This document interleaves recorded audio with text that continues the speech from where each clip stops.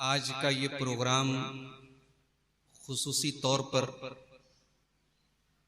ख़वातीन की इस्लाह के लिए और उनसे मुताल्लिक़ मौज़ूआत पर गुफ्तगू करने के लिए रखा गया है। अभी आपने उस्ताज़े मोहतरम का पुरमग़ज़ खिताब सुना। ख़वातीन में पाई जाने वाली बदअक़ीदगियों के हवाले से शेख ने बड़ी अहम बातें आपके सामने रखी। अल्लाह ताला हमारी माओ बहनों को हर किस्म के शिर्क व बिदअत, खुराफात और बदअक़ीदगियों से अल्लाह ताला हमारी माओ बहनों को महफूज रखे, आमीन। मेरे भाइयों, आज के दौर में एक नारा लगाया जाता है, एक सदा बुलंद की जाती है, एक स्लोगन बुलंद किया जाता है, उठाया जाता है कि साहब इस्लाम ने औरत को बहुत दबाया है, औरत को आजाद करना चाहिए, औरत को आजादी देनी चाहिए। और बड़ी हैरत की बात यह है कि जो लोग औरत की आजादी के नारे लगाते हैं,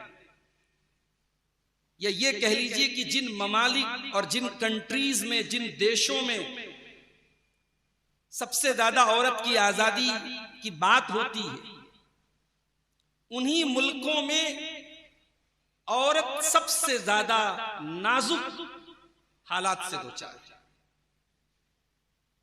उन मुआशरों में औरत की इज्जत बस यही है कि उस औरत की कोई इज्जत नहीं, उसे एक हकीर सामान की तरह ट्रीट किया जाता है। मार्केट में एक शैम्पू भी बिकता है तो जब तक कोई औरत नंगी होकर के उसका प्रचार ना करे, उसका एडवर्टीजमेंट ना करे, तब तक वो शैम्पू मार्केट में नहीं आता। बड़े बड़े शोरूम में, बड़े बड़े कंपनियों के काउंटर पे औरतों को बिठा के रखा है, यानी औरत का बस यही काम है, वो मर्दों का दिल लुभाए, वो मर्दों के लिए अट्रैक्शन पैदा करे, वो मर्दों की शहवानी ख्वाहिशात और उनकी शहवतों को भड़काए। और ये काम अगर इस्लाम इसको मना करता है और इस्लाम कहता है कि नहीं, औरत कोई हकीर चीज नहीं है, औरत तो वो है कि जिससे इस कायनात में हुस्न व जमाल है। इस दुनिया से अगर औरत को निकाल दिया जाए, ये दुनिया बेनूर हो जाएगी, बेरंग हो जाएगी। सूरह निसा की पहली आयत अल्लाह के प्यारे नबी अपने हर खुतबे में पढ़ते थे। कभी आपने गौर किया उस आयत में अल्लाह ताला ने औरत का भी जिक्र किया है। या अय्युहन्नासुत्तकू रब्बकुम अल्लज़ी खलक़कुम मिन नफ्सिन वाहिदा व खलक़ मिनहा ज़ौजहा व बत्त मिनहुमा रिजालन कसीरन व निसाअ।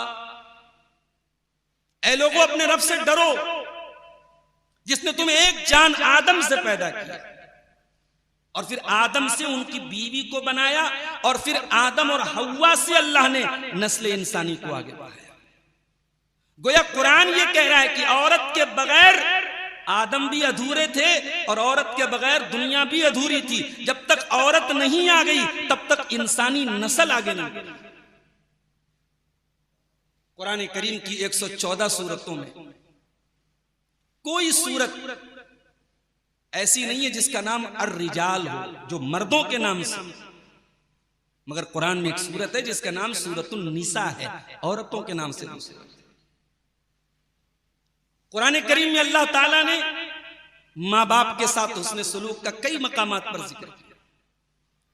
बार बार हमें याद दिलाया कि माँ बाप का बड़ा एहसान है तुम्हारे ऊपर।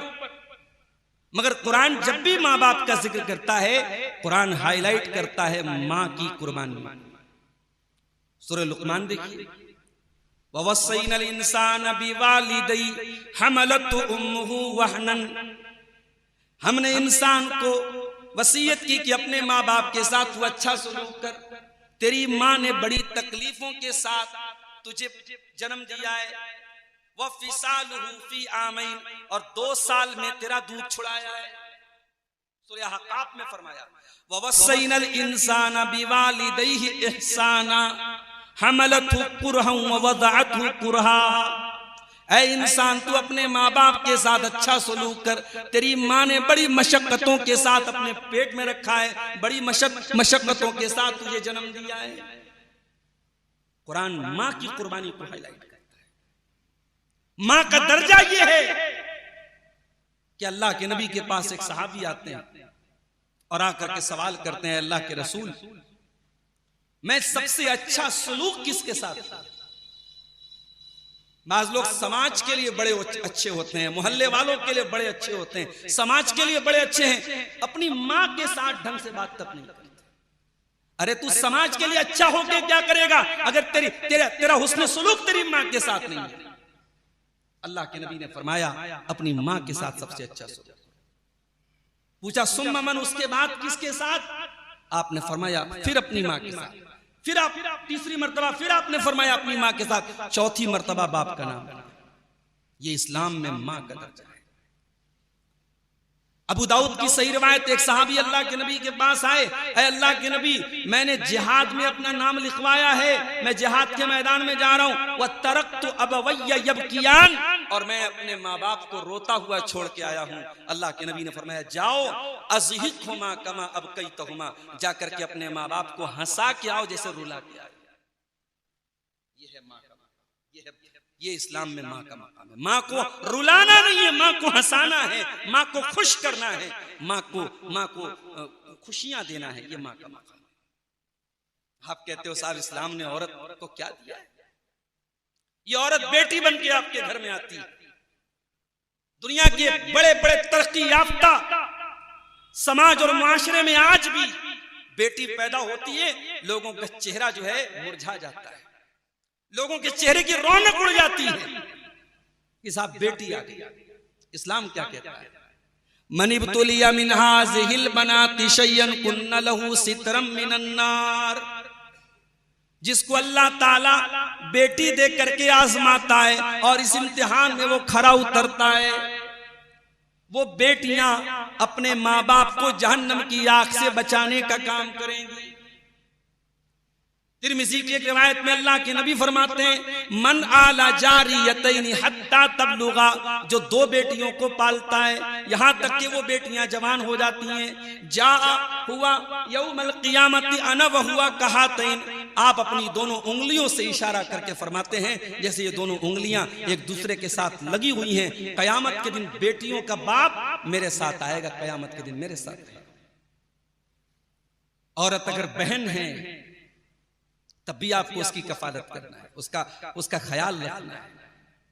ये नहीं कि साहब आप भाई हैं तो बहन की कोई जिम्मेदारी आपके ऊपर नहीं। अल्लाह के रसूल सल्लल्लाहु अलैहि वसल्लम फरमाते हैं, तिरमिज़ी की सही रिवायत है, मन कान लहू सलासु अखवातिन, जिसकी 3 बहनें हों और अपनी बहनों के साथ फअहसना इलैहिन्ना, और वो अपनी बहनों के साथ अच्छा सलूक करता हो, फलहू अल जन्ना, ऐसे भाई को जो अपनी बहनों का ख्याल रखे उसको जन्नत मिलेगी। हजरत जाबिर इब्न अब्दुल्लाह रज़ी अल्लाह तआला अन्हु के वालिद जंग में शहीद हो गए, जंगे उहद में शहीद हो गए और 9 बेटियां छोड़ के मरे। 9 बेटियों की जिम्मेदारी भाई के कंधे पर आ गई। हजरत जाबिर ने ऐसी लड़की से शादी की जो सय्यबा हो, यानी कुंवारी से शादी कर सकते थे, कुंवारा रिश्ता मिल रहा था, मगर उन्होंने जानबूझ करके ऐसी लड़की से शादी किया जो पहले से शादीशुदा हो, चाहे मुतल्लका रही हो या बेवा रही हो, ऐसी औरत से उन्होंने निकाह किया। और जब अल्लाह के नबी ने पूछा कि तुमने कुंवारी से क्यों नहीं किया, कहा अल्लाह के नबी मैं 9 बहनों का भाई हूं, मैंने ऐसी औरत से शादी किया जो मेरी बहनों का ख्याल रखे। ये नबी के सहाबा थे। अल्लाह के रसूल की अपनी कोई सगी बहन नहीं थी, मगर जो रजाई बहनें थी, आपने हलीमा सादिया के यहाँ दूध पिया था। हलीमा सादिया के यहाँ जो बच्चियां आपके साथ जिन्होंने दूध पिया था, जो आपकी रजाई बहनें थी, उनमें एक नाम हमें हदीस की किताबों में मिलता है जिनका नाम शैमा था। वो कभी अल्लाह के रसूल के पास आती थी, अल्लाह के नबी अपनी इस रजाई बहन की बड़ी इज्जत करते थे, बड़ा ख्याल करते थे, बड़ी मोहब्बत से पेश आते थे। औरत अगर बहन है आपकी मोहब्बत की हकदार है, आपके हुस्न सलूक की हकदार है। और यही औरत जब बीवी बन करके आती है, शरीके हयात बन करके आती है, कहने को तो ये कोई खून का रिश्ता नहीं है भाई, बहन आपके खून के रिश्ते की है, माँ से आपका खून का रिश्ता है, बेटी से आपका खून का रिश्ता है, बीवी से खून का रिश्ता तो नहीं। काजी साहब बैठे, फला बिन फला मैंने आपका निकाह फलाना बिन फला के साथ कर दिया, 2 गवाहों की मौजूदगी में, एक वली की मौजूदगी में, इतना मेहर है, हाँ साहब मुझे कबूल हो गया, निकाह हो गया, खुतबे निकाह पढ़ा गया। अल्लाह के कलमे की बुनियाद पर आपने उस औरत को अपने निकाह में कबूल कर दिया। अब ये औरत जो बीवी बनकर के आई है, ये आपकी जिंदगी में क्या कर सकती है? आइए जरा कुरान से पूछते हैं। सूरह रूम की आयत नंबर 21 में अल्लाह ने फरमाया, वमिन आयातिही अन खलक़ लकुम मिन अनफुसिकुम अज़वाजन लितस्कुनू इलैहा व जअल बैनकुम मवद्दतन व रहमा। ऐ मेरे बंदो, हमारी बहुत बड़ी निशानी ये भी है कि हमने तुम्हारी बीवियों को बनाया ताकि तुम उनसे सुकून हासिल करो। वजअल बैनकुम मवद्दतन व रहमा, और हमने मियाँ बीवी के बीच में मोहब्बत पैदा कर दी, रहमत पैदा कर दी। मोहब्बत, एक मर्द और औरत के बीच में मोहब्बत जो होती है ना, वो निकाह के जरिए ही वजूद में आती है। और बाकी मोहब्बत के नाम पे जो चल रहा है मार्केट में, ये सब फ्रॉड है, धोखा है, हवस है, वासना है, शहवत है। मोहब्बत अगर किसी रिश्ते में है मर्द और औरत के दरमियान, तो वो निकाह के जरिए पैदा होती है।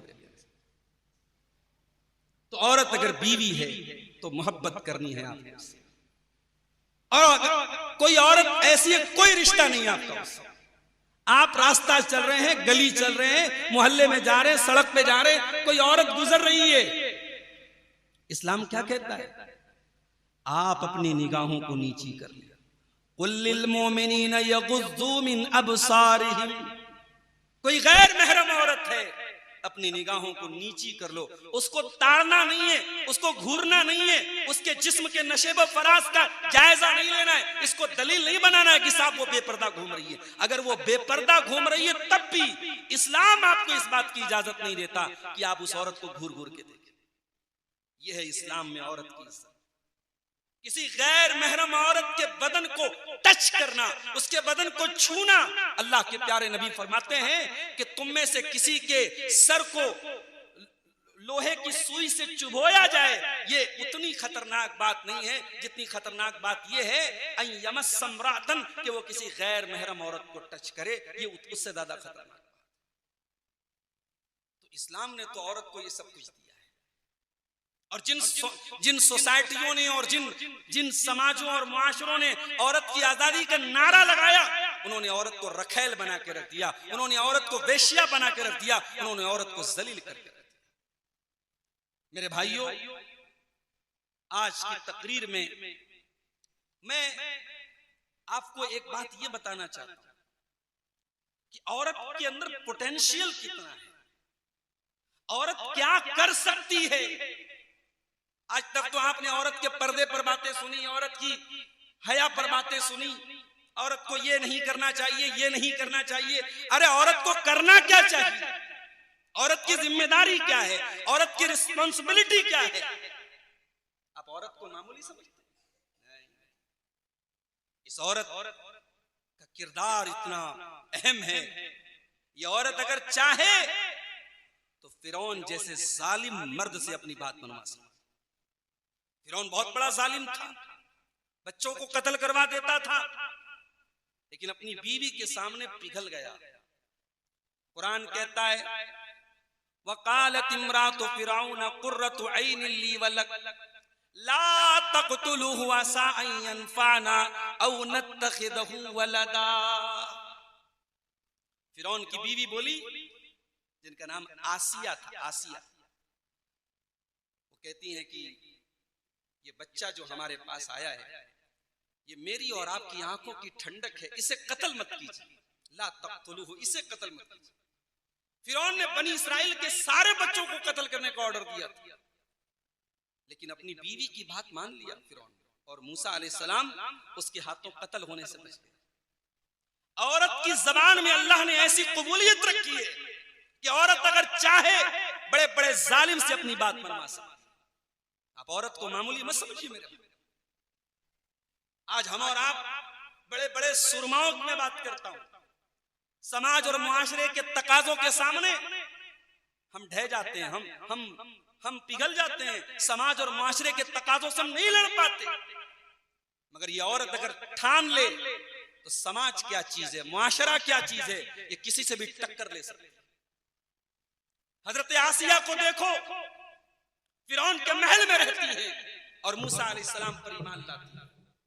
मूसा अलैहिस्सलाम पर ईमान लाती है, और जब मूसा अलैहिस्सलाम पर ईमान लाती है तो फिरौन उनको फूलों का हार नहीं पहनाता है, फिरौन उनको कैद बंद की सोबतों में डाल देता है, उनको जेल की काल कोठरी में डाल देता है।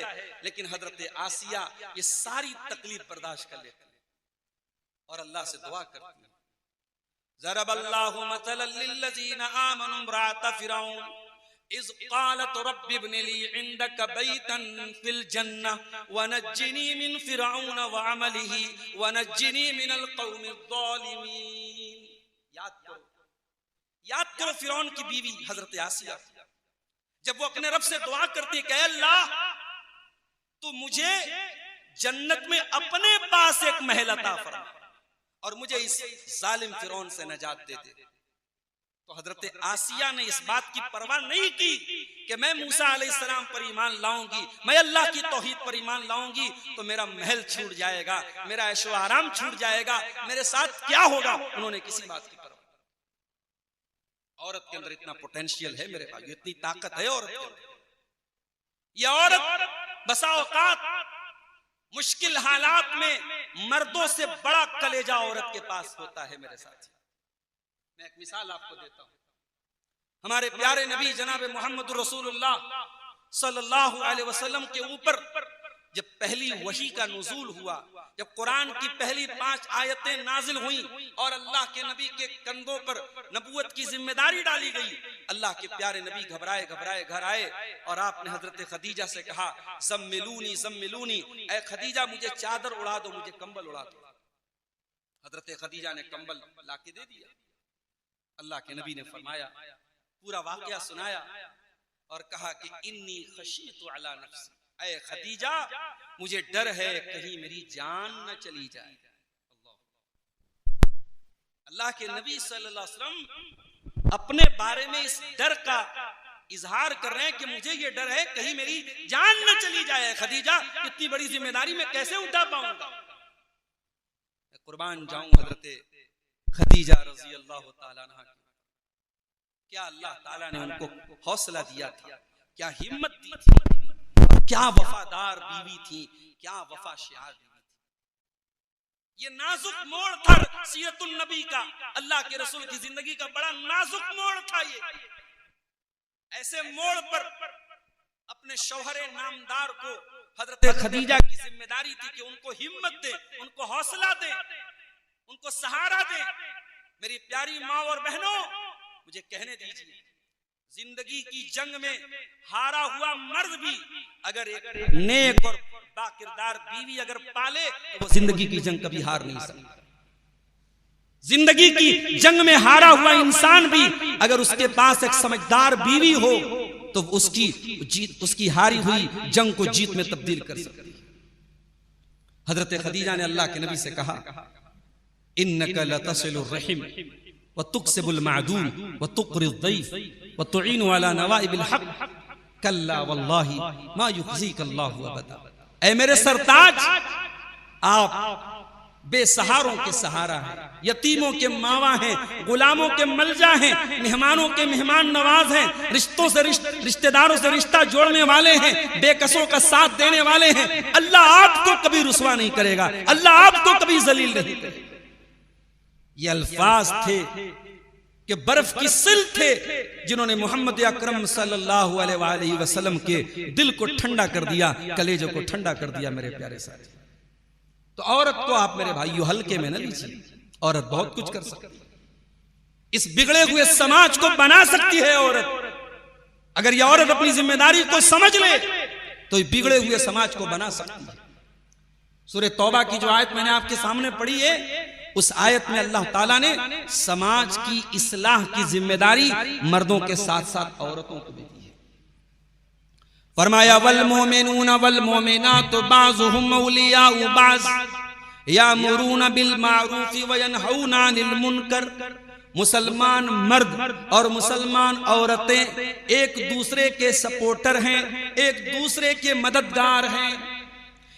यामुरून बिल मारूफ, ये दोनों मिल करके नेकी का हुक्म देते हैं। व यनहौना अनिल मुनकर, बुराई से रोकते हैं। व युकीमून सलाह, नमाज कायम करते हैं। व यूतून ज़का, ज़कात अदा करते हैं। व युतीऊन अल्लाह व रसूला, और अल्लाह की इताअत करते हैं, रसूल की इताअत करते हैं।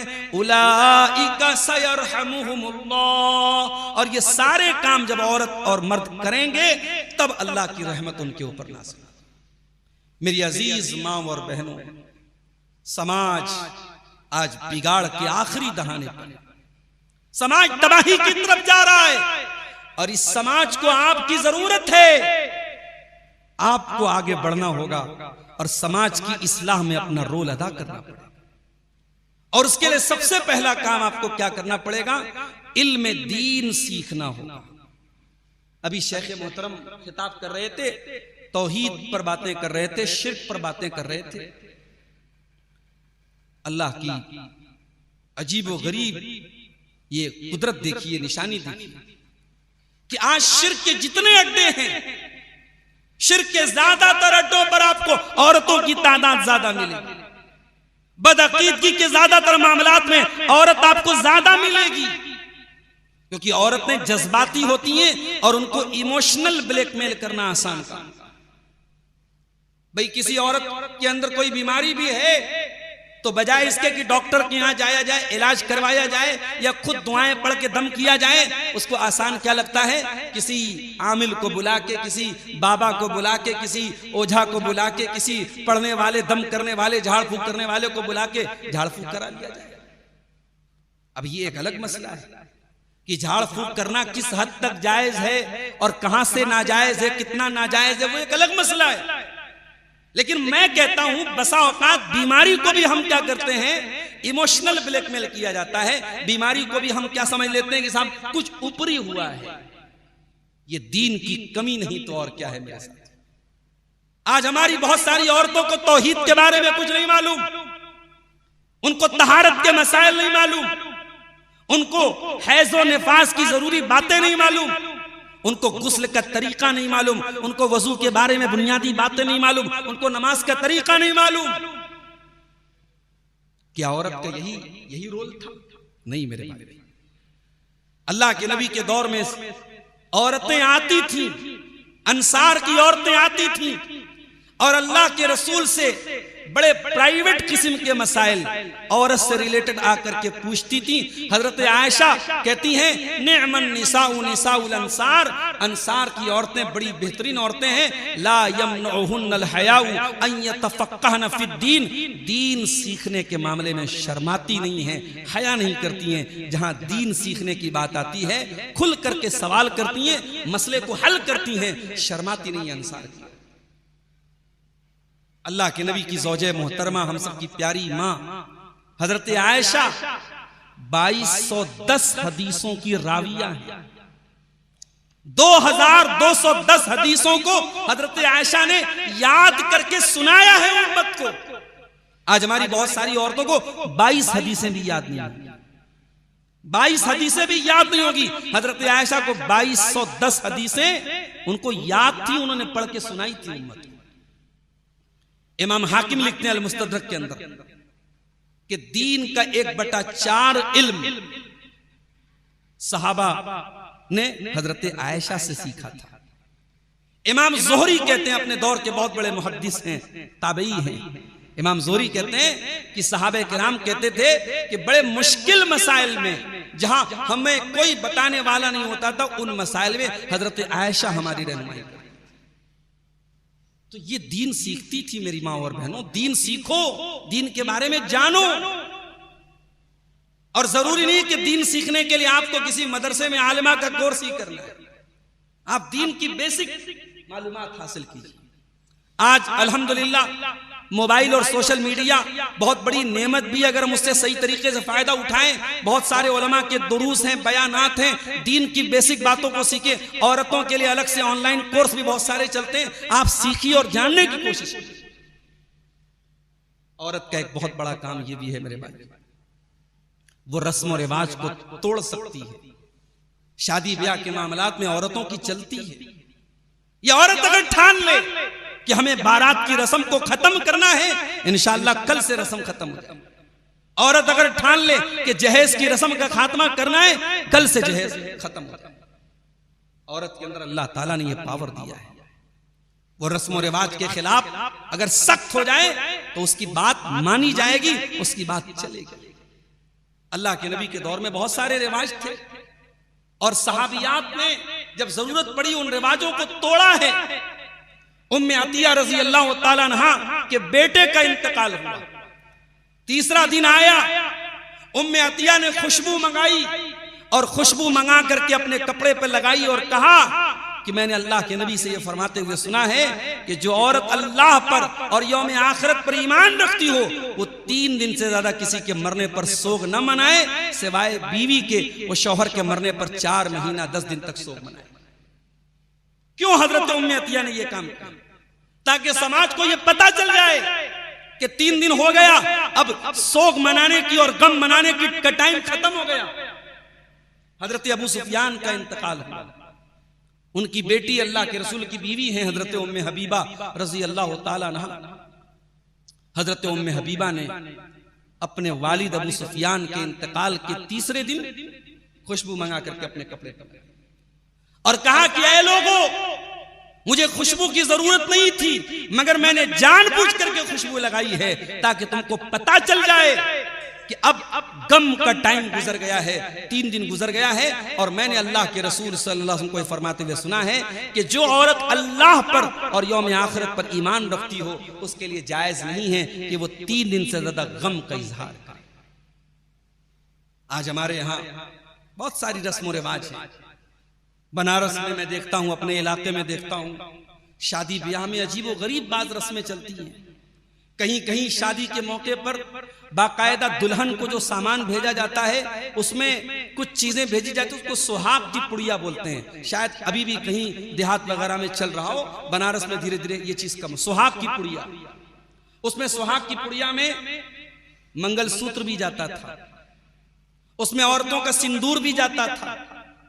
आज भी बहुत सारे घरों में शादीशुदा औरतें बड़े फख्र से वो ये समझती है कि साहब ये चूड़ी जो हम पहनते हैं ये सुहाग की निशानी है, ये मंगलसूत्र सुहाग की निशानी है, ये माथे पर बिंदिया सुहाग की निशानी है, ये बालों में सिंदूर लगाना सुहाग की निशानी है। माफ कीजिएगा, ये जहालत की निशानी है। ये मंगलसूत्र सुहाग की नहीं, जहालत की निशानी है। ये इस्लाम से नावाकिफियत की निशानी है। इस्लाम में सुहाग की कोई निशानी नहीं है। आप अपने शौहर से मोहब्बत करें, उसके हुकूक का ख्याल करें, यही सुहाग की निशानी है, यही बीवी की निशानी है। तो रस्म और रिवाज है साहब। बच्चा पैदा हो गया, हमारे यहाँ एक रस्म है साहब, बियौआ की रस्म। अब गरीब आदमी है, मिडिल क्लास आदमी है, अब वो बेचारा जैसे तैसे बेटी की शादी किया, 1 साल के बाद नवासा या नवासी पैदा हुई, अब खुशी होनी चाहिए। यहाँ तो साहब चेहरे पे 12 बजा। अब चलो भाई बियौआ का इंतजाम करो, दिखौआ का इंतजाम करो, ये फल लेके जाना है, ये बिटिया को जेवर देना है, ये होने वाले नवासे को ये देना है, वो देना है, और ये सब चीजें जो देना है ये देना है, ये फर्ज है। नमाज छूट जाए, रोजा छूट जाए, हज छूट जाए, ये नहीं छूटना चाहिए। लोग कर्जे ले लेके ये इंतजाम करते, खाने को लाले पड़े हो, मगर ये रस्में, ये नाक कट जाएगी, ये रस्में नहीं करनी चाहिए। मेरे भाइयों, जिन रस्मों से आपका जीना हराम हो जाए, जो रस्में आपको हराम काम पर आमादा करें, उन रस्मों को तोड़ दीजिए। और मेरी प्यारी माँ और बहनों, ये काम आप कर सकते हैं। मैं एक मिसाल दूं आपको। हमारे यहां बनारस में अब धीरे धीरे एक माहौल बना है। अब निकाह जो है, पहले क्या होता था, शादी रिश्ता लग गया, रिश्ता लगने के 3 साल बाद, 4 साल के बाद शादी होती थी। अब तो भाई माशाल्लाह जमाना बहुत एडवांस है। रिश्ता लग गया, लड़के ने लड़की का नंबर हासिल कर लिया, अब वो बात कर रहा है और वो बात कर रहा है और बीवी समझ के बात कर रहा है, और लड़की उसको शौहर समझ के बात कर रहा है। अब मैं जो ये लफ्ज इस्तेमाल कर रहा हूं ना, वो बीवी समझ के बात कर रहा है और वो शौहर समझ के बात कर रही है। अगर आप समझदार है तो आप समझ सकते हैं कि इसका क्या मतलब है। शर्म हया और पर्दे के सारे मामलात खत्म, जबकि अभी सिर्फ रिश्ता लगा है। और वो जो कहावत है, दूर के ढोल बड़े सुहाने होते हैं। भाई लड़की अभी शादी तो हुई नहीं है, लड़के की जिंदगी में आई नहीं है, तो लड़का खूब भौकाल मार रहा है, मैं ये हूं, मैं वो हूं, मैं ये हूं, मैं वो हूं। अब उसके बाद धीरे धीरे जब वो ढोल का पोल खुलने लगता है, तो कभी कभी ऐसा भी होता है कि शादी होने के पहले ये रिश्ता टूट जाता है। अब जब रिश्ता टूट जाता है तो साहब वो दोनों तो बातें करते थे, मुलाकातें तक करते थे, अब वो किस हैसियत से करते थे और उसका शरीयत में क्या बनेगा, आप सोच लीजिए मेरे। तो अब एक अच्छी चीज क्या हुई है कि अब रिश्ता लगते ही फौरन निकाह हो जाता है। निकाह हो जाता है, बाद में रुखसती होती है। बनारस में कुछ दिनों से ये कल्चर, खास तौर से लॉकडाउन से ये कल्चर चला है, बहुत अच्छी बात है। हम इस्तिकबाल करते हैं इस चीज का कि भाई निकाह हो गया, अब दोनों अगरचे रुखसती नहीं हुई है लेकिन निकाह हो गया, एक दूसरे से बातें कर सकते हैं, उनको पूरा हक हासिल है, मुलाकात भी कर सकते हैं, पूरा हक हासिल है, उस पर किसी को कोई ऑब्जेक्शन करने का कोई हक नहीं। मैं जो बात बताना चाहता हूं कि हमारे नबी के दौर में रिश्ता लगता था तो अल्लाह के नबी ने एक इजाजत दी थी कि लड़का लड़की को एक बार देख सकता है। आज के जमाने में मैं बाज घरों में देखता हूं कि रिश्ता कौन देखने जाता है, लड़के की बहनें जाती हैं, लड़के की मां जाती है, कहीं कहीं जेंट्स भी जाते हैं और लड़की पसंद कर लेते हैं और घर आकर के लड़के को फोटो दिखा देते हैं कि भाई ये देखो, ये तुम्हारी होने वाली बीवी है। अब फोटो पर तो जब से स्नैपचैट आया है, फोटो पर से तो हम लोगों का विश्वास जो है वो उठ चुका है। काले को गोरा, गोरे को काला, मर्द को औरत, औरत को मर्द, बूढ़े को जवान, जवान को बूढ़ा, स्नैपचैट बड़ी आसानी से बना देता है। तो फोटो पर तो एतमाद आज के दौर में नहीं किया जा सकता। लेकिन बहरहाल ये होता है कि आप भाई आपका रिश्ता इस लड़की से लग रहा है, वो फोटो लड़की का दिखा दिया जाता है। नबी अकरम ने इजाजत दी कि शादी के पहले लड़का लड़की को एक बार देख सकता है। मैंने मुंबई में देखा बाज मुसलमानों के समाज में कि लड़के लड़की वाले जब रिश्ता तय कर लेते हैं और एक दूसरे को पसंद कर लेते हैं तो बात पक्की करने के पहले आखिरी बार वो लड़के को लेके आते हैं और एक बार आमने सामने लड़का लड़की को भी एक दूसरे को देख लेते हैं, ताकि बाद में ये कहने का मौका ना रहे कि मैंने लड़की को नहीं देखा। तो शरई एतबार से मैं समझता हूं इसमें कोई हरज की बात नहीं, एक नजर शरीयत ने देखने की इजाजत दी है। हजरत मुगीरा इब्न शोबा सहाबी रसूल हैं, उन्होंने एक अंसारी औरत को निकाह का पैगाम भेजा। अल्लाह के नबी तक बात पहुंची। अल्लाह के रसूल ने पूछा कि ऐ मुगीरा, कि आपने लड़की को देखा है? कहा कि नहीं, देखा नहीं। आपने कहा उन्जुर इलैहा, एक नजर आप लड़की को देख लीजिए, फ़इन्नहु अजदरु अन युदम बैनकुमा, जब आप अपनी होने वाली बीवी को देख लेंगे तो ये मोहब्बत ज्यादा पायदार होगी, ज्यादा बाकी रहेगी। हजरत मुगीरा कहते हैं मैं लड़की के घर पहुंचा, बड़े गौर से सुनिएगा, लड़की के घर पहुंचा और मैंने लड़की के वालिदैन से कहा कि मैं अल्लाह के रसूल सल्लल्लाहु अलैहि वसल्लम से इजाजत लेकर के आया हूं, मैं लड़की को देखना चाहता हूं। उन्होंने कहा क्या बात कर रहे हो, अभी रिश्ता तय हुआ है, शादी नहीं हुई है और तुम देखना चाहते हो? फक्करीहा, तो लड़की के माँ बाप को यह बात बहुत नागवार गुजरी, बहुत बुरा लगा उनको। भाई आप हमारी बेटी को देखने की बात कर रहे हैं, अभी तो रिश्ता तय हुआ है, अभी तो शादी नहीं हुई है। इससे यह अंदाजा लगाइए कि वो सोसाइटी पर्दे के मामले में कितनी मुहतात थी। आज हमारे घरों में जो बेपर्दगी है, मुझे माफ कीजिएगा, ये हमारे वालिदैन और हमारे गार्जियन हजरात की लापरवाही भी उसमें बहुत बड़ा रोल अदा करती है।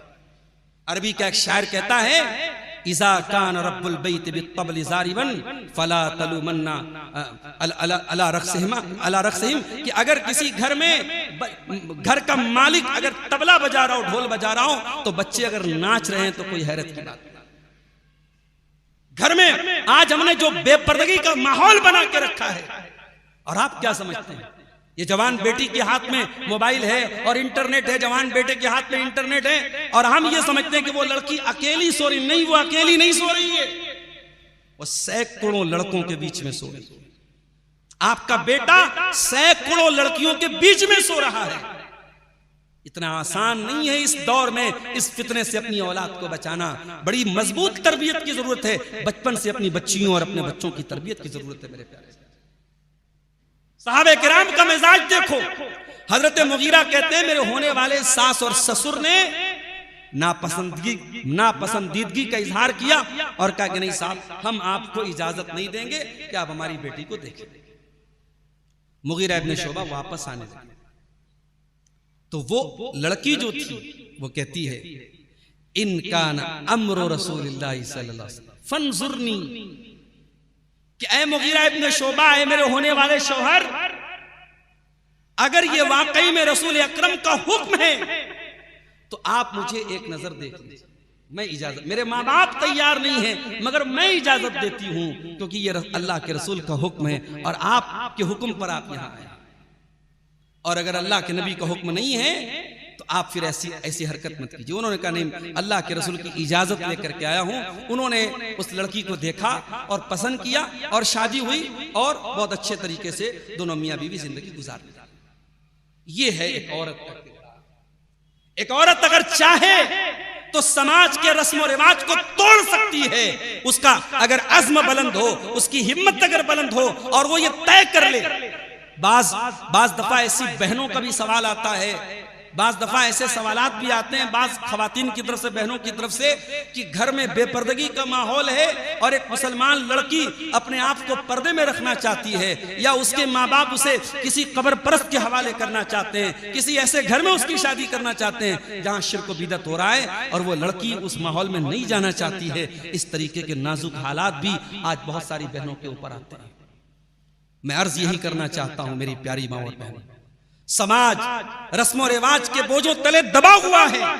बहुत सारे रस्मों रिवाज से हमारा समाज परेशान है और ये शादी और निकाह का निजाम जिसको इस्लाम ने इतना आसान बनाया है, आज रस्मों रिवाज की बेड़ियों ने उसको मुश्किल बना दिया है। अगर आप चाहेंगी मेरी प्यारी माँ और बहनों तो इसको आप हल्का कर सकते हैं। एक और जिम्मेदारी इस दौर में आपकी है मेरी प्यारी माँ और बहनों, इफ्फत और पाक दामन। बाज़ औक़ात एक काम नाजायज नहीं होता है, जायज होता है, मगर इस डर से कि कहीं वो नाजायज तक न पहुंचा दे, हमें बाज़ औक़ात जायज काम से भी परहेज करना चाहिए। हजरत आयशा के पास एक आदमी आया, उसका नाम था अफलाह। वो अबुल कुऐस के भाई थे और अबुल कुऐस हजरत आयशा के रजाई बाप थे। अबुल कुऐस की बीवी ने हजरत आयशा को दूध पिलाया था। अबुल कुऐस हजरत आयशा के रजाई बाप थे। तो शरीयत का मसला क्या है कि अगर किसी औरत ने आपको दूध पिलाया है, वो आपकी रजाई माँ है, तो उसका शौहर आपका रजाई बाप है और उस शौहर का जो भाई है वो आपका रजाई चचा है। गौर कीजिए, अब ये जो रिश्तेदार आए थे अफलाह, ये अबुल कुऐस के भाई थे और अबुल कुऐस है हजरत आयशा के वो रजाई बाप थे। तो जब अफलाह आए तो उन्होंने हजरत आयशा के पास इजाजत मांगी कि क्या मैं आपके पास आ सकता हूं, क्योंकि मैं आपका चचा हूं, चचा से भतीजी को पर्दा करने की जरूरत नहीं, क्या मैं आपके पास आ सकता हूं? तो हजरत आयशा ने कहा नहीं, मैं आपको इजाजत नहीं दे सकती जब तक कि मैं कंफर्म न कर लूं कि आप वाकई में मेरे महरम रिश्तेदार हैं कि नहीं है, क्योंकि मुझे किसी औरत ने दूध पिलाया है और आप तो अबुल कुऐस के भाई हैं, मुझे तो अबुल कुऐस की बीवी ने दूध पिलाया है, लिहाजा मैं जब तक अल्लाह के रसूल सल्लल्लाहु अलैहि वसल्लम से कंफर्म न कर लूं तब तक मैं आपको आने की इजाजत नहीं दूंगी। ये बुखारी की रिवायत है। और जब अल्लाह के रसूल सल्लल्लाहु अलैहि वसल्लम आए और हजरत आयशा ने कंफर्म किया और अल्लाह के नबी ने फरमाया इन्नमा हुआ अम्मू की, अय आयशा वो तुम्हारे चचा हैं, उनके भाई तुम्हारे रजाई बाप हैं, तो वो तुम्हारे चचा हैं, लिहाजा वो तुम्हारे पास आ सकते। ये हजरत आयशा का कि पाक दामनी थी, उनकी इफ्फत थी। मेरी प्यारी माँ और बहनों, इस पाक दामनी की जरूरत है आज। ये आज देवर भाभी के बीच में जो बेतकल्लुफी चल रही है। खाला के लड़कों के साथ, मामू के लड़कों के साथ, चाचा के लड़कों के साथ जो बेतकल्लुफी चले, माफ कीजिएगा, मैं कभी कभी एक जुमला कहता हूं कि हमारे घर की औरतें नकाब पहन करके निकलती हैं और हम बड़े खुश होते हैं साहब कि हमारे घर तो पर्दा है। जी नहीं, घर के बाहर तो नकाब है, घर के अंदर का माहौल कैसा है ये बहुत जरूरी चीज है। घर के बाहर नकाब है, लेकिन अगर घर के अंदर बेपर्दगी है तो आपका घर तबाही और बर्बादी से नहीं बच सकता है मेरे भाई। अल्लाह के नबी ने फरमाया, इय्याकुम वद्दुखूल अलन निसा, गैर महरम औरतों के पास न जाया करो। जो औरतें तुम्हारे लिए गैर महरम हैं, उन औरतों के पास न जाया करो। सहाबा ने पूछा, अफरअयतल हम या रसूल अल्लाह, ऐ अल्लाह के नबी, क्या ऐसा रिश्तेदार जो शौहर का करीबी रिश्तेदार हो, शौहर का भाई हो, शौहर का कजिन हो, क्या ये भी अपनी भाभी के पास नहीं जा सकता? अल्लाह के नबी ने फरमाया, अलहम अल मौत, ऐसा रिश्तेदार तो अपनी भाभी के लिए मौत है। यानी हमारे यहाँ भाई खानदान का भी कोई लड़का है, मैं इसकी भाभी लगती हूँ, मैं इसकी भाभी लगती हूँ, पूरे खानदान की भाभी है ये। और कोई भी जवान लड़का आ रहा है और बेपर्दा ये उसके सामने जा रही है और बातें कर रही है, ये जो खानदान की भाभियां होती हैं, ये बिल्कुल गलत और गैर शरई चीज है। मेरे प्यारे साथियों, अगर पर्दे का मामला इतना नाजुक न होता, अल्लाह कुरान का एक हिस्सा न बनाता। अल्लाह ने कुरान का एक हिस्सा बनाया है पर्दे को। और सूरह नूर की आयत नंबर 31 मेरी प्यारी माँ और बहनों, हर औरत को यह आयत याद होनी चाहिए। जाकर के कुरान खोलिए और सूरह नूर की आयत नंबर 31 जाकर के खोलिए और उसको पढ़िए। एक औरत को, एक मुसलमान औरत को कैसे रहना चाहिए। फरमाया, वकुल्लिल मोमिनाति यग़ज़ुज़्न मिन अबसारिहिन्ना व यहफ़ज़्न फ़ुरूजहुन्ना। ऐ नबी, आप मोमिना औरतों से कह दीजिए अपनी निगाहों को नीची रखें, अपनी शर्मगाह की हिफाजत करें। वला युब्दीन ज़ीनतहुन्ना, और अपनी जीनत को, अपनी खूबसूरती को जाहिर न करें। और आगे यहां तक फरमाया, वलयज़रिबन बिखुमुरिहिन्ना अला जुयूबिहिन्ना, औरत अपने दोपट्टे को अपने गरेबान पे, अपने सीने पर रखे, बगैर दोपट्टे के अपने गरेबान को खुला रख करके न घूमे। आज सोशल मीडिया पर मुसलमान लड़कियां शादी ब्याह के मौके पर अपने फोटोज डालती हैं। मुसलमान लड़कियां अपने फोटोज डालती हैं, सच संवर करके, मेकअप करके और बेपर्दा होकर के अपने चेहरे की और अपने जिस्म की नुमाइश करती हैं।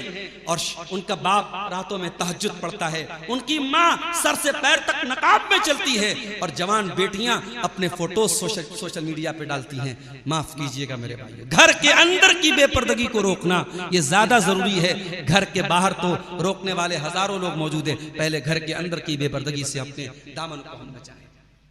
हजरत आयशा कहती हैं कि अल्लाह के नबी के इंतकाल के बाद, जरा गौर कीजिए, अल्लाह के नबी के इंतकाल के बाद मैं उसी कमरे में रहती थी और कपड़ा उपड़ा उतार के कभी मैं बैठ जाती थी। बाद में जब उस कमरे में मेरे वालिद की भी कब्र आ गई, जब मेरे वालिद भी उसी कमरे में दफन हो गए, तब भी मैं सोचती थी कि ये मेरे शौहर हैं, ये मेरे वालिद हैं। तो मैं कपड़ा उतारने से मुराद ये कि दुपट्टा वगैरह उतार करके मैं नॉर्मल हालत में बैठ जाती थी। लेकिन जब हजरत उमर उसमें आकर के दफन, ये मुस्नद अहमद की सही रिवायत में पढ़ के सुना, जब हजरत उमर की कब्र उसमें आ गई तो हजरत आयशा कहती, फिर मैं बगैर दुपट्टे के, बगैर मैं उस कमरे में अपने रहती थी तो बगैर दुपट्टे के नहीं बैठती थी। हया मिन उमर, क्योंकि अब वहां पे हजरत उमर हैं जो मेरे महरम रिश्तेदार नहीं है। मेरे बाप थे, मेरे शौहर थे, तब बात अलग थी। अब हजरत उमर हैं तो मैं अब अपना ऊपर का जो कपड़ा है, ऊपर की जो चादर है, जो पर्दा है, जो दुपट्टा है, जो नकाब है, वो मैं नहीं उतारती। अल्लाह, ये हजरत आयशा की पाक दामनी है, ये उनका पर्दा है। मेरी प्यारी माँ और बहनों, ये पर्दा और ये इफ्फत ये एक औरत की कामयाबी की दलील है। और ये बात याद रखिए, अल्लाह ताला ऐसी औरत पर रहमत नाजिल करता है जो अपनी आबरू की हिफाजत करती है। अल्लाह के नबी ने फरमाया, औरत 4 काम कर ले, वो जन्नत के जिस दरवाजे से चाहे वो जन्नत में दाखिल हो सकती है। इज़ा सल्लतिल मरअतु खम्सहा व सामत शहरहा व अताअत ज़ौजहा व अहसनत फरजहा, जब औरत पांचों टाइम की नमाज की पाबंदी करे, रमजान का रोजा रखे, अपने शौहर की इताअत करे और अपनी आबरू की हिफाजत करे, ये चार काम अगर कोई औरत कर ले, वो जन्नत के जिस दरवाजे से चाहे वो जन्नत में दाखिल हो सकती है। तो ये इफ़्फ़त और पाक दामनी, ये आज के दौर में मेरी प्यारी माँ और बहनों बहुत जरूरी चीज है, इसको हमें अपनाने की जरूरत है। और आखिरी चीज जो मैं बात करके अपनी बात खत्म करूंगा, क्योंकि मगरिब की नमाज का वक्त भी करीब हो चला है। हमारी माएँ और बहनें आज एक चीज महसूस कर रही होंगी कि बड़ी तेजी से मुसलमान लड़कियों के मुर्तद होने के वाकयात हमें मिल रहे हैं, सुनने को आ रहे हैं। और पहले ये वाकयात दूर दराज से सुनने में आते थे, अब करीब से भी सुनने को आ रहे हैं। बनारस में भी 2-4 वाकयात मेरी मालूमात की हद तक सामने आ चुके हैं। ये मुसलमान लड़कियां मुर्तद क्यों हो रही हैं, कभी आपने गौर किया? बनारस के किसी बड़े शॉपिंग मॉल में कोई नकाब पोश लड़की किसी ऐसे लड़के के साथ, जो लड़का बज़ाहिर नजर आ रहा है कि ये लड़का गैर मुस्लिम है, लड़के के हाथ का बंधा हुआ धागा बता रहा है, उसके हाथ में पहना हुआ कड़ा बता रहा है, उसके चेहरे का हुलिया बता रहा है, ये लड़का मुसलमान नहीं है, और वो नकाब पोश लड़की उस लड़के के साथ नजर आ रही है। इस तरीके के वाकयात बहुत हो रहे हैं। ऐसा क्यों हो रहा है? इसके बहुत सारे असबाब हैं, बहुत सारे रीजंस हैं। इसका एक बहुत बड़ा सबब क्या है? माँ बाप का अपनी बेटियों के मामले में दयूस हो जाना। जी, दयूस किसको कहते हैं? दयूस कहते हैं बेगैरत इंसान। बेगैरत मतलब जिसके घर की बहू बेटी बेगैरती करे और उसको कोई फर्क नहीं पड़े। मुसलमान बेगैरत नहीं होना चाहिए, मुसलमान बेगैरत नहीं होता। अल्लाह के नबी ने बड़े सख्त अल्फाज इस्तेमाल किए। आपने फरमाया कयामत के दिन 3 लोग ऐसे होंगे जिनकी तरफ ना अल्लाह ताला देखेगा, ना बात करेगा, ना गुनाहों से पाक और साफ करेगा। कौन 3 लोग होंगे? नंबर 1 अल-आक़ लिवालिदैहि, अपने माँ बाप से रिश्ता तोड़ने वाला, माँ बाप को सताने वाला। नंबर 2 अल-मरअतुल मुतरज्जिला, मर्दों की कॉपी करने वाली, मर्दों की चाल ढाल अपनाने वाली औरत। और नंबर 3 अद-दय्यूस, वो बेगैरत मर्द, अल्लज़ी युक़िर्रु फ़ी अहलिल खुबुस, जिसके घर में बेहयाई और गंदगी हो और वो बर्दाश्त करे। तो गैरतमंद बाप जो होगा वो इजाजत ही नहीं देगा कि बेटी जाए और बेपर्दा होकर के गैर मर्दों के साथ ऑफिस में काम करे। ये बात याद रखिए, इस्लाम औरत को पर्दे में रह करके जॉब करने से मना नहीं करता, इजाजत है, मगर इस्लाम इसको औरत का काम नहीं करार देता। औरत का काम नहीं है सर्विस करना, औरत का काम नहीं है जॉब करना। औरत जब तक बेटी है बाप कमा के ला के खिलाएगा, औरत बीवी है शौहर ला के कमा के खिलाएगा, औरत माँ है बेटा ला के कमा के खिलाएगा, औरत बहन है भाई ला के कमा के खिलाएगा। कमा के लाना और घर चलाना ये औरत की जिम्मेदारी नहीं है। हाँ, इमरजेंसी हालात में कोई औरत बेवा हो गई, कोई औरत बेसहारा हो गई, वो पर्दे में रह करके जॉब कर सकती। आज साहब लड़की पढ़ लिख लेती है, बाज घरों में बड़े धड़ल्ले से माँ बाप इजाजत देते हैं, ठीक है तुम जॉब कर सकती हो, और वो गैर महरमों के बीच में ऑफिस में जाके काम करती है, 4-5 लोगों के बीच में बेपर्दा होकर काम करती है। ये बेगैरती है और यहीं से गड़बड़ की शुरुआत हुई। एक चीज तो ये, दूसरी चीज ये कि भाई हमने अपनी बच्चियों को ईमान की गैरत कितनी सिखाई। हमारे यहां माफ कीजिएगा, मदरसों को छोड़ दीजिए, स्कूल और कॉलेज में पढ़ने वाली लड़कियों को दीन के नाम पे हम क्या सिखाते हैं? भाई उसको स्कूल में तो कोई दीन नहीं सिखा रहा है, उसको कॉलेज में तो कोई दीन नहीं सिखा रहा है, उसको यूनिवर्सिटी में तो कोई दीन नहीं सिखा रहा है। और हमने दीन के नाम पे क्या किया? किसी हाफिज जी को लगा दिया, किसी मौलाना साहब को लगा दिया, उन्होंने रट्टू तोते की तरह कुरान पढ़ा दिया हमारी बच्ची को। बस भाई हमारी बच्ची ने कुरान पढ़ा है, दीन के नाम पे क्या पढ़ा है? कुरान पढ़ा है। माफ कीजिएगा मेरे भाई, ये रट्टू तोते की तरह सिर्फ कुरान पढ़ लेना ये दीन की मालूमात नहीं। अपनी बच्चियों को इतनी दीन की मालूमात सिखाइए, उनको पता चले कि ईमान क्या होता है। और जिसको ये पता चल जाए कि ईमान क्या होता है, वो कभी ईमान का सौदा नहीं करेगा। तारीख गवाह है, मुसलमान औरतों ने जान दे दी है, अपने ईमान का सौदा नहीं किया है। हजरत सुमैया को कौन भूल सकता है? सुमैया बिन्त खय्यात को कौन भूल सकता है? उनके शौहर के सामने, उनके जवान बेटे के सामने उनको बेलिबास कर दिया गया, उनको बरहना कर दिया गया, बदन से कपड़े उतार दिए गए और बड़े शर्मनाक तरीके से शहीद किया गया। सुमैया शहीद हो गई मगर अपने ईमान से समझौता नहीं किया। जंग ओहद के मैदान में एक औरत आती है, उसका बेटा, जवान बेटा शहीद हुआ था और बेटे की लाश देखने आई थी और चेहरे को चादर से ढांक के आई थी। किसी ने कहा कि अम्मा तेरा बेटा शहीद हो गया और तू चेहरा ढांप के आई है, तुझे पर्दे की पड़ी है, तुझे चेहरा ढांपने की पड़ी है? तो उस औरत ने बड़ा प्यारा जवाब दिया था, कहा तौरुज़ी तो इब्नी वलम उर्जा हयाई, मैंने बेटा खोया है, मैंने हया को नहीं खोया है, मैंने शर्म को नहीं खोया है। हमारी तारीख बड़ी रोशन रही है मेरी प्यारी माँ और बहन। अपनी शर्म हया की हिफाजत अगर करना है तो हमें दीन सीखना पड़ेगा, दीन से जुड़ना पड़ेगा, ईमान के बारे में जानना पड़ेगा। ईमान क्या है, ईमान की गैरत क्या है? जब इंसान ईमान के बारे में कुछ जानता ही नहीं और खाली रट्टू तोते की तरह उसने कुरान पढ़ा है, तो फिर किसी ने ट्रैप बिछाया, किसी ने जाल बिछाया, कुछ गुंडों ने, कुछ शरपसंद अनासिर ने मुसलमान लड़कियों को फंसाने के लिए कुछ जाल फंसाया और उसमें वो फंस गई। और आज का दौर तो लालच का दौर है ही है। किसी को मोबाइल का लालच दे दिया, किसी को पैसे का लालच दे दिया, किसी को ब्लैकमेल कर दिया, फंसाने के और लालच के बहुत सारे तरीके हैं। तो ईमान की गैरत अपनी बेटियों के अंदर हम पैदा करें। ये ईमान वो दौलत है मेरे भाई, इससे बड़ी दुनिया की कोई दौलत नहीं। ये दौलत कितनी बड़ी दौलत है, जब जन्नती जन्नत में जाएंगे तो कहेंगे वक़ालुल हम्दुलिल्लाहिल्लज़ी हदाना लिहाज़ा वमा कुन्ना लिनहतदिया लौला अन हदानल्लाह, कि अल्लाह ने हमको हिदायत दी। आज उस हिदायत पर हम अल्लाह का शुक्र अदा करते हैं। आज अगर वो हिदायत न मिली होती तो हम जन्नत में ना आए। अल्लाह का शुक्र अदा कीजिए, अल्लाह ने आपको ईमान की दौलत से नवाजा है। मरते दम तक वला तमुतुन्ना इल्ला व अंतुम मुस्लिमून, मरते दम तक इस ईमान की हिफाजत करना है। खवातीन की इस्लाह के ताल्लुक से ये चंद बातें मैंने आपके सामने रखी हैं। मेरे अजीजों, बड़ी खुशी की बात है कि बेनीपुर की इस मस्जिद में और मदरसे में आज खवातीन के लिए इस तरीके का एक प्रोग्राम रखा गया।